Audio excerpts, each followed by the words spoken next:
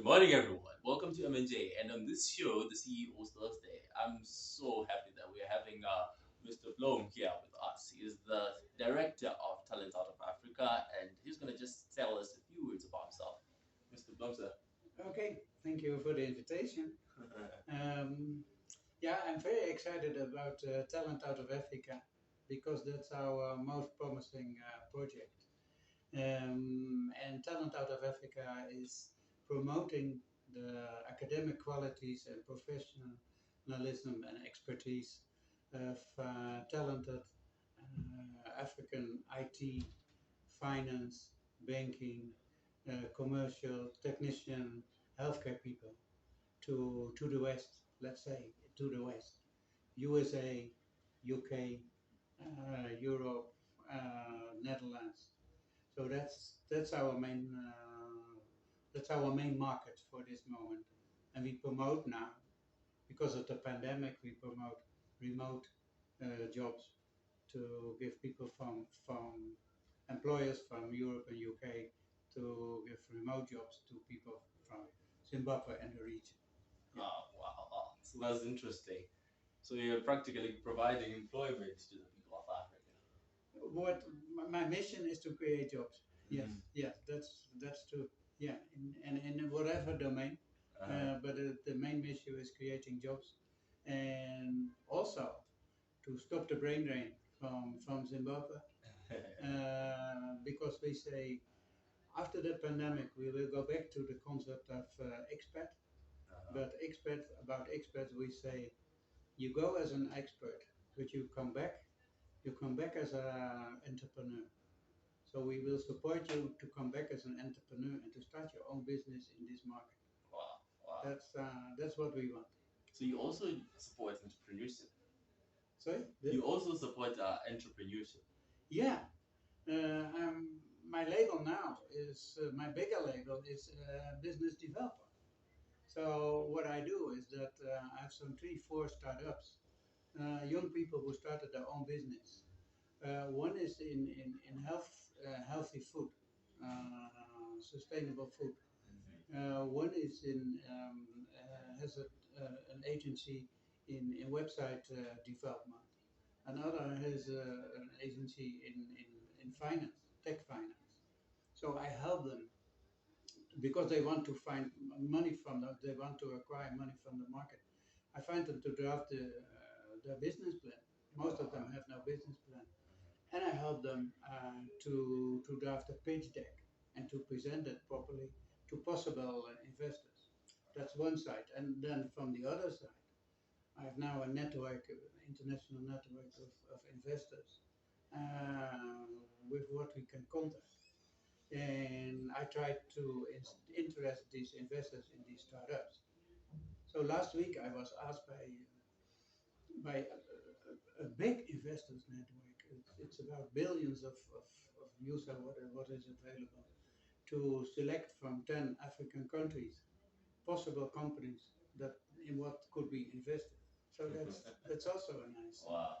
So I can now bridge between, let's say, the money side and the work side. That's great. And by that you create jobs. Yeah.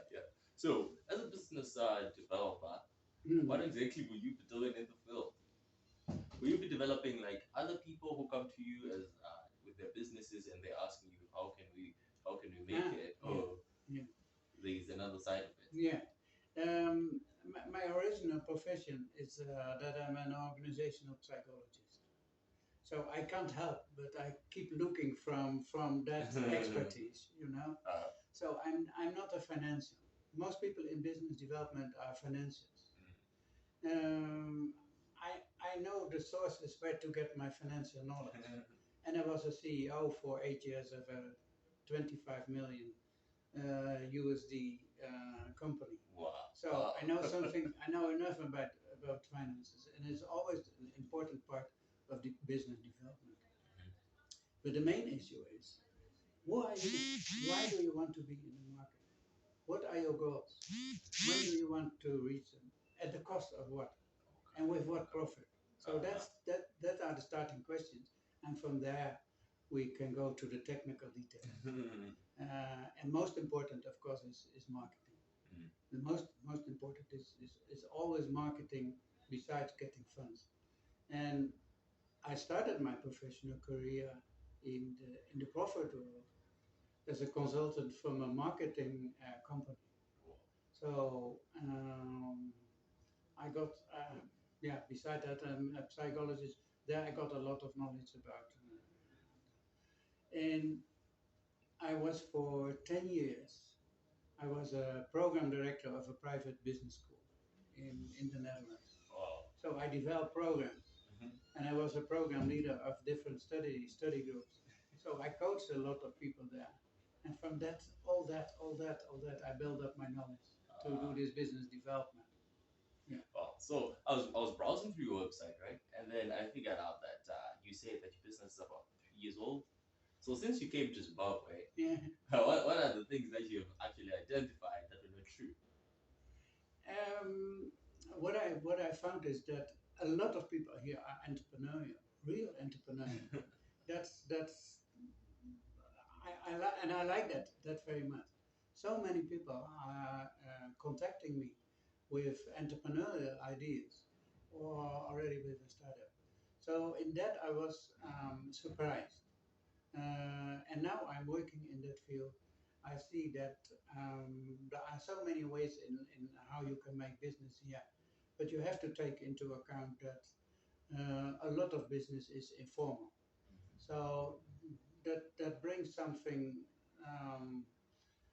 what you can enjoy, and it gives some risks for you as an entrepreneur, for the business developer as do I get my money out of it or not? Do people really follow my advice or no? And am I blamed afterwards? But in general, there are so many business opportunities here. But of course, the big lack is the money. The money is lacking. The foreign currency is lacking to start really business and to bring it on a level that is really profitable. I see many people investing private money from family and whatever, but it stays too small to make real profitable business from it. Okay, okay. Wow. So from the social aspect, do you think that socially we can be equipped to go into business ventures formally? Mhm. Depends with whom you are talking. No, but honestly to say, let's say honestly, socially, um, I think people from Zimbabwe have to be more eager, Okay. to more outgoing, more promote themselves. They are too modest. Oh. Yeah, and they are not. I think they can be better for example, using LinkedIn. If you look at them, it's a good test. When someone is contacting me, I'm immediately looking at LinkedIn. How many connections do they have?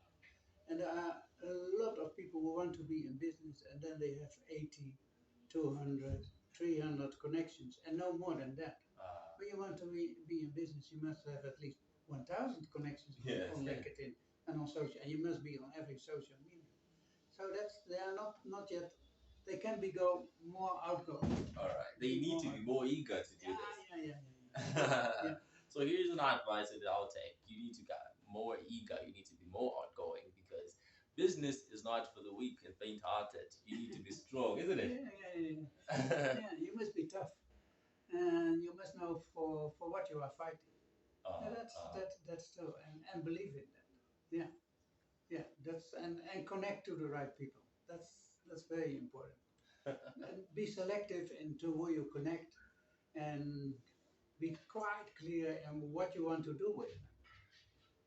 Have a good message. Um, a lot of people think, vision and mission, that's all soft stuff. No, it's the hard stuff.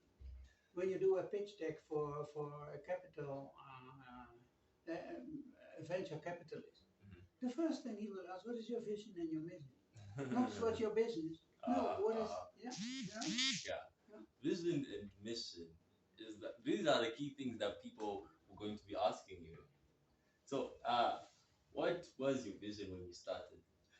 Oh, my vision when yeah, when I started here as the business, my vision is creating jobs, and that are and my no, my vision is um, to to uh, to to bring the Zimbabwean economy on a higher level will create more jobs.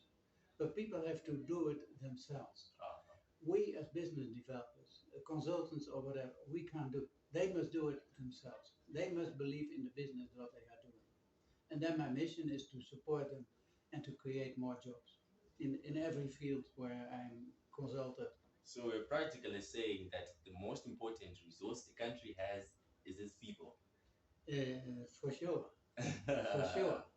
And I was surprised when I was about a year here that I heard a lot about, let's say, bringing agriculture on the old level.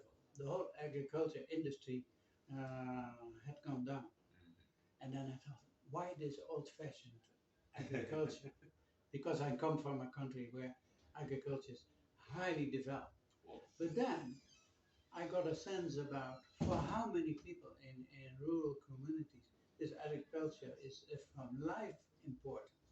And that's a very good start to train them in agriculture techniques, to supply them with solar power, with irrigation and that. And from there, they can develop communities. When they develop communities, other type of business also will come there. Yeah? Mechanics will go there, technicians will come there, banks will be interested in these communities again. So it has a widespread effect. So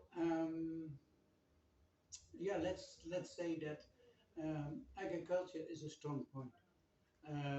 Mining is a very strong point. We have to do something and a lot to do about this artisanal mining. It must be more safe, more healthy, more modern, but without leaving out the people who are now illegal mining and artisanal mining. We must integrate them, educate them, and train them. So that's in every field you can do a lot here. Yeah. Thank you very much, Mr. Bloom. We are now closing today's session, and I would go and ask Mr. Bloom to say just a few words that he would like to advise to the modern entrepreneur in Zimbabwe, as well as the business advice that he can give to the audience. Yeah. Let's say one of the best things to do is to train as many people as you can in IT on and then on a good level. And then IT, I mean as good as the basics, just using IT at home and the basics, but also in interacting and connecting to the global world. So I think it's a driving force in all business. There is no business anymore without IT. And I come in too many places where they will still work with pencil and paper. So leave it out and transform to IT. My main, yeah, I stay with my main mission. Wherever you see an opportunity to create jobs, and ask the people in the diaspora.